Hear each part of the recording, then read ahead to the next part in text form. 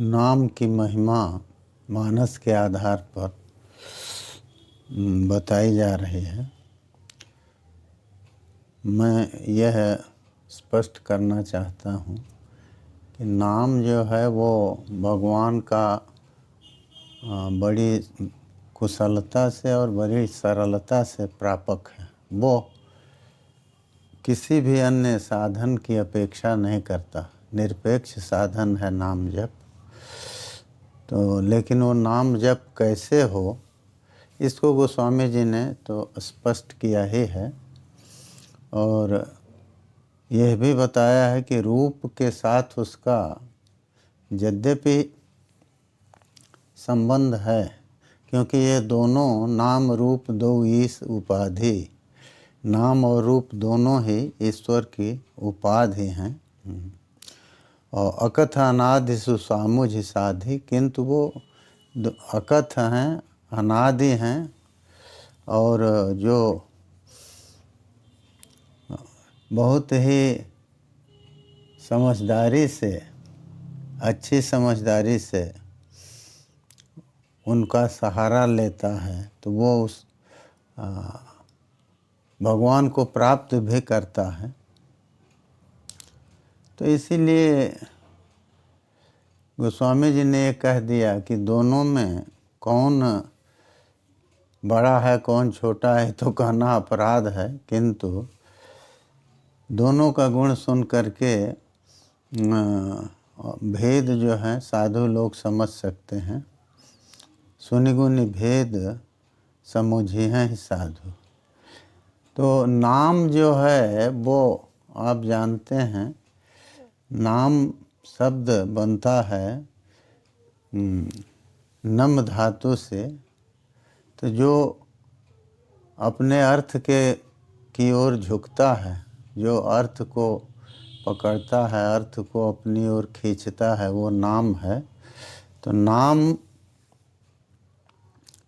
जो है वो भगवान को भी अपनी ओर खींच लेता है। इसीलिए लिखा है कि जैसे अपने प्रिय नाम को पुकारने वाले की ओर व्यक्ति आकृष्ट होता है, उसी प्रकार भगवान का भी झुकाव नाम जप करने वाले की ओर होता है। तो नाम जो है वो जो भी नाम है ईश्वर का, उसको हम कह सकते हैं। गोस्वामी जी ने तो राम नाम को विशेष रूप से लिया है और ये जरूर है कि वो तो स्पष्ट करते हैं कि रूप जो है वह नाम के अधीन है, लेकिन नाम के बिना रूप का ज्ञान नहीं होता, ये सब उन्होंने कहा है।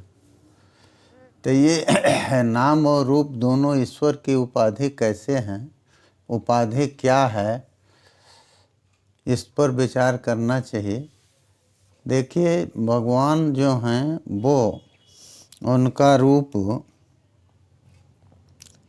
गोस्वामी जी ने कहा ना कि व्यापक एक ब्रह्म अविनाशी सतचेतन घन आनंद राशि।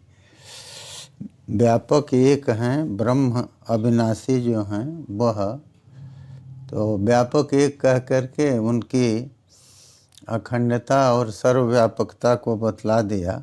और ये कहा कि सत्य चेतन, सत्य रूप हैं, चेतन हैं, सदरूप हैं, चेतन हैं, चेतन घन और आनंद के आनंद राशि। तो इस स्वरूप में कहीं भी विक्रिया का अथवा रूप आदि का कोई संश्लेष नहीं है, इसीलिए कहे कि आनंद की राशि है।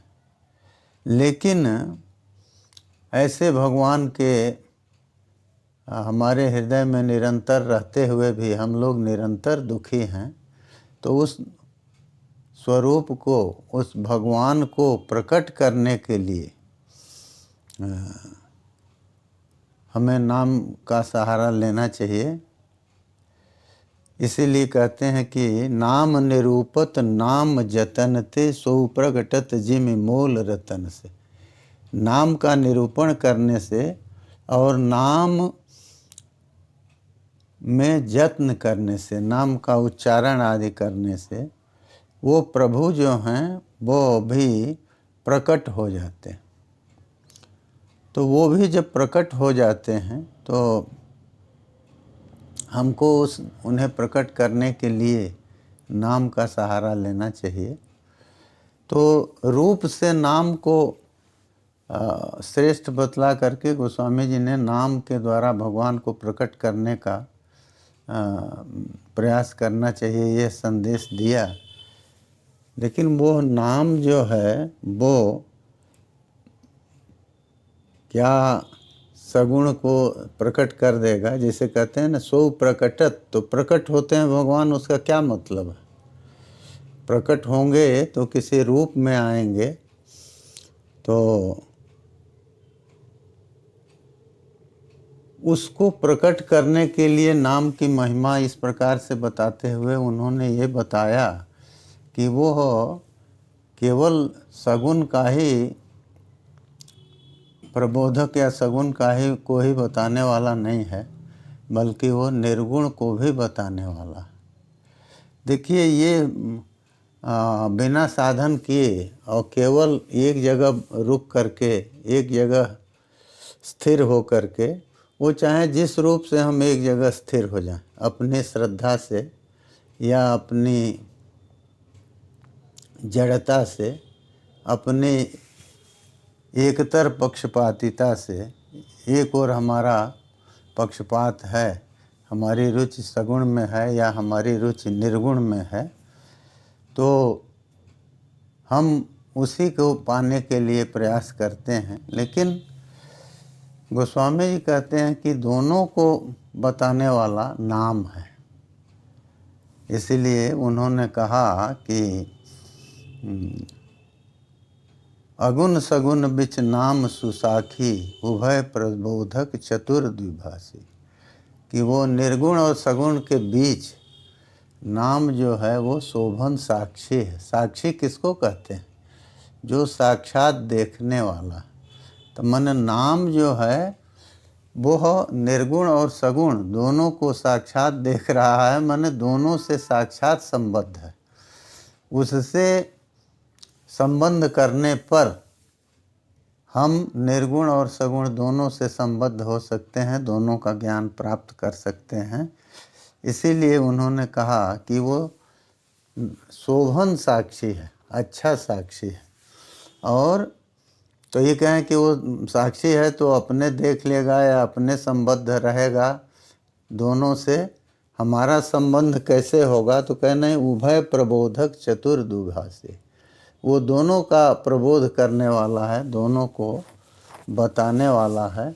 और वो चतुर्द्विभाषिया, तो द्विभाषिया जो है उसका कार्य क्या होता? वो हमारे आपके मन की बात वाणी से जो प्रकट होती है उसको जान करके, और फिर जिसको बताना है, जो हमारी भाषा को नहीं जानता उसको बता देता है, तो और उसकी बात भी सुनकर हमें बता देता है। इस तरह से वो चतुर्द्विभाषिया है। तो द्विभाषिया जैसे दोनों के मन के भाव को समझा देता है दोनों को, उसी तरह से नाम जो है वो दोनों से संबद्ध करा देता है। हमको वो सगुण से भी मिला देता है और निर्गुण से भी मिला देता है। तो अब ये है कि दोनों से जब वो मिला देगा तो उसका ही आवर्तन करना चाहिए, ये गोस्वामी जी का मत है। इसीलिए उन्होंने कहा राम नाम मन दीप धर जीह देहरी द्वार, तुलसी भीतर बाहरहु जो चाहस उजिया।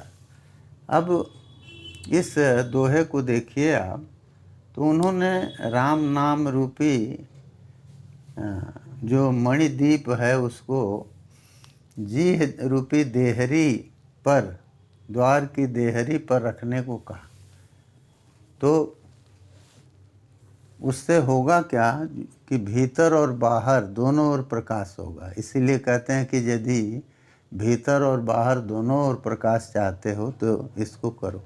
अब प्रश्न ये है कि भीतर और बाहर अंधेरा किस प्रकार का है जिसको वो नाम दूर करेगा, और प्रकाश से उनको क्या अभिप्रेत है।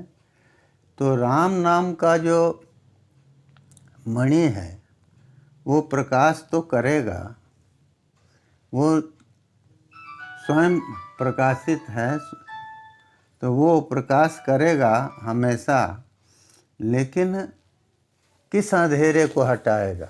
बाहर तो आप देखते हैं कि दो प्रकाश हैं, सूर्य का प्रकाश दिन में है और चंद्रमा का प्रकाश रात में है, और भीतर तो कोई अंधेरा अंधेरा ही अंधेरा है। तो वो अंधेरा जो है दूर हो, उसके लिए राम नाम का आवर्तन करने को कहते हैं। तो बाहर तो प्रकाश कुछ समय के लिए है, और भीतर जो है वो भीतर नहीं है। भीतर नहीं है का मतलब भीतर की चीज़ों को हम देख नहीं पाते।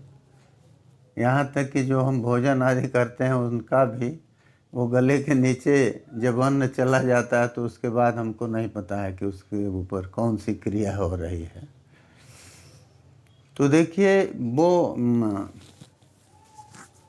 हमको जो है ये सोचना पड़ेगा कि अंधेरे से मतलब क्या।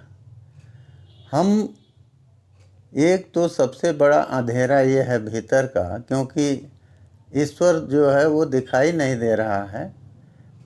किस अंधेरे के कारण नहीं दिखाई दे रहा है? जब भगवान उसी के भीतर हैं तो उनको दिखाई पड़ना चाहिए। गीता में अर्जुन से उन्होंने कहा ईश्वर सर्वभूतानां हृदय से अर्जुन तिष्ठति। और उसी को गोसाई जी भी कहते हैं कि अस प्रभु हृदय अक्षत अभिकारी। अक्षत अभिकारी ये प्रभु जो हैं हृदय में हैं, लेकिन फिर भी जीव दुखी हैं।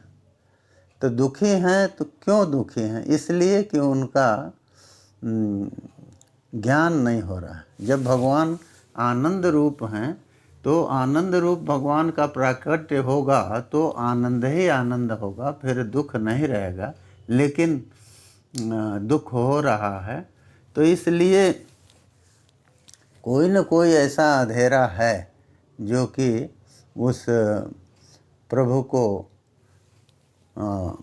प्रकाशित होने से रोक रहा है, हमें वो दिखाई नहीं दे रहे हैं। तो देखिए वो उसको चाहे अज्ञान कहिए, अविवेक कहिए, मोह कहिए, वो जो है हमारी दृष्टि को अलग ले जा रहा है। हम भीतर भगवान को या बाहर ही भगवान को देखना चाहें तो ये जो कार्य हैं माया के वो हमारी दृष्टि को रोक ले रहे हैं। हम जैसे दूरी पर कोई पेड़ है, उस पेड़ को देखिए तो बीच में जो अन्य वस्तुएं हैं, कोई घर है या अन्य कोई चीज़ है, तो वो सब के सब दृष्टि में आती हैं वो दृष्टि को बाधित करती हैं। माने सीधे पेड़ को देखने नहीं देती। तो दृष्टि को बाधित करने का मतलब क्या है कि मन केवल उस पेड़ से संयुक्त नहीं हो पाता, वो इनसे भी बीच की वस्तुओं से भी संयुक्त होता है। और तो आप जानते हैं कि जब मन जहाँ पूरी तरह से रहता है उस वस्तु का ज्ञान अच्छी तरह से होता है। तो अंधेरा दूर होने का मतलब है कि दृष्टि से प्रपंच का विलीन होना, मन का केवल भगवान की ओर लगना। तो इसलिए नाम के जप से जब हम अपने मन को वासना रहित करते हुए और सांसारिक वस्तुओं से अलग कर देंगे। अब प्रश्न ये है कि ये अलग कैसे होगा? वो तो संसार में सर्वदा सख्त है, तो उसके लिए उपाय, तो वही उपाय तो है नाम जप। तो नाम जप से होगा क्या? धीरे धीरे धीरे धीरे वासना जो है वो दूर होगी और उससे हमारा मन भगवान की ओर लगेगा। इसीलिए मानस में ही कहा है गोस्वामी जी ने, किसका वचन है? उड़ते सकल वासना भागी, नित नव राम चरण रति लागी। तो नाम से जो है, उपासना से जो है वो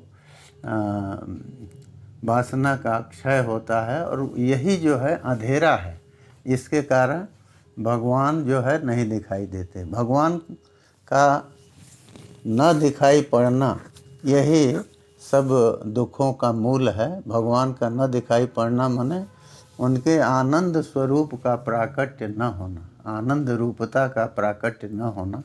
आनंद रूपता उनकी प्रकट हो जाए तो फिर यह जो हम संपूर्ण दुखमय और अपने को दुखग्रस्त समझ रहे हैं वो दूर हो जाएगी। क्यों दूर होगी? कि उनका स्वरूप जब प्रकट होगा तो वो हमारी सारी वासनाओं को दूर कर देगा, संपूर्ण मोह को दूर कर देगा, और दुख का मूल जब मोह नष्ट हो जाएगा तो हमको दुख नहीं होगा। तो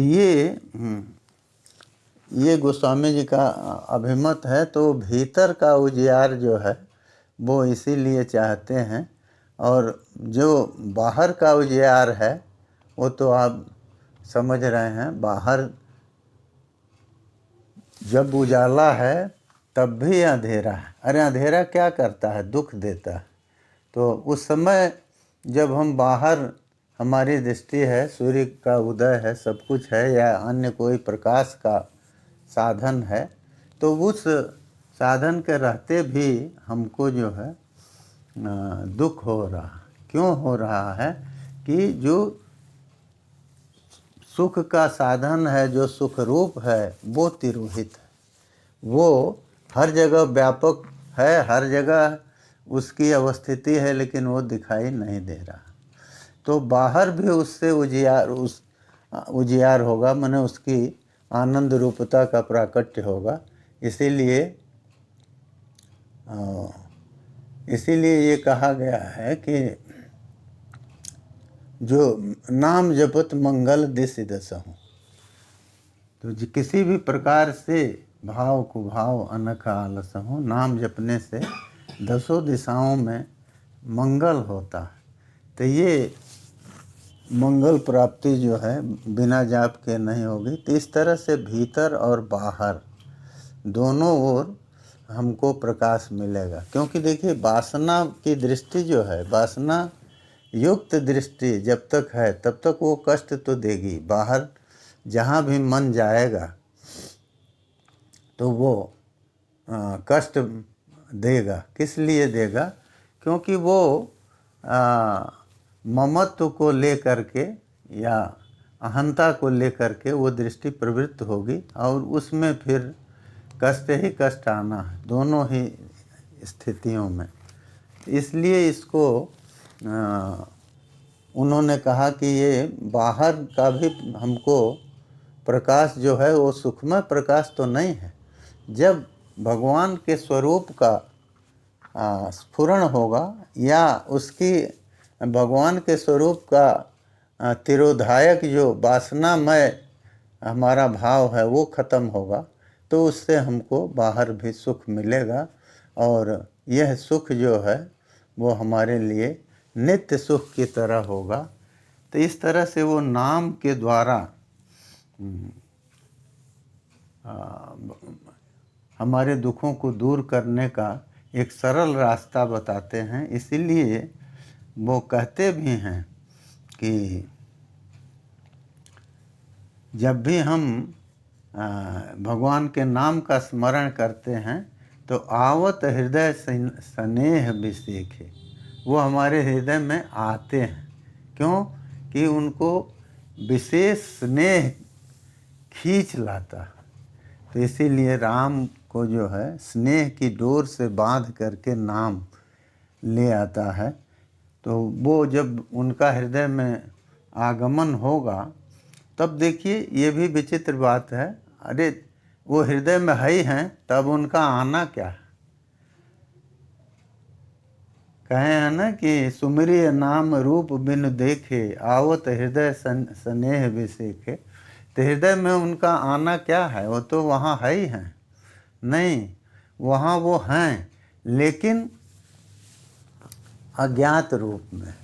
अब जब हृदय में उनका प्राकट्य होगा, उनकी अनुभूति होगी, उनकी आनंद रूपता का उच्छलन होगा, तो उस समय हमको जो है कष्टों से मुक्ति मिलेगी। और इस तरह से हम नाम के द्वारा तो सब कुछ सुख प्राप्त कर सकते हैं। गोस्वामी जी ने तो बहुत अधिक इस पर वो जोर दिया है। जोर इसीलिए दिया है कि वो हो सबसे सरल साधन, इसीलिए वो नाम का आश्रय करने का वो उपदेश देते हैं। और वो तो स्पष्ट कहते हैं ना कि जाना चाहे गूढ़ गति जेऊ, नाम जी है जप जाने ते। गूढ़ गति जो जानना चाहते हैं, गूढ़ किसको कहते हैं? रहस्यमय गति। जो छिपी हुई चीज़ें हैं उनकी गति जो जानना चाहता है, जो गूढ़ परमात्मा है हमारे हृदय के भीतर, उसकी गति को, उसकी जो अवस्था विशेष है, उसकी जो सत्ता विशेष है, उसको यदि हम जानना चाहते हैं तो हमको जीव से नाम का जप करना चाहिए। जीव से नाम जप करने का तात्पर्य है कि जीव से बोल बोल के नाम जप का नाम जप करना चाहिए, नाम का उच्चारण करना चाहिए। और इस तरह से हमको सुख तो प्राप्त होगा और नाना प्रकार के कष्टों का हमारे निवारण भी होगा और दोनों की प्राप्ति भी होगी अंततः। इसीलिए उन्होंने कहा अगुण सगुण बिच नाम सुसाखी, उभय प्रबोधक चतुर, दोनों का प्रबोधक है। अब वो प्रबोधन का क्रम जो है वो चाहे जो हो, लेकिन दोनों का प्रबोध होता है, ये उनका मत है। यहीं इससे विराम लेंगे।